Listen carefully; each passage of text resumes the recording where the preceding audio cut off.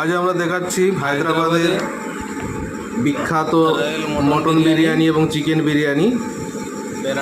এই যে এটা মটন বিরিয়ানির নালি, এই যে একদম ঝুরঝুরে ঝরে ঝরে পড়ছে, একদম ঝরে ঝরে পড়ছে, খুব সুন্দর, খেতেও টেস্টি। এরকম প্রায় এই যে মাংস একদম নরম তুলতুলে মাংস, মটনটা একদম তুলতুলে নরম।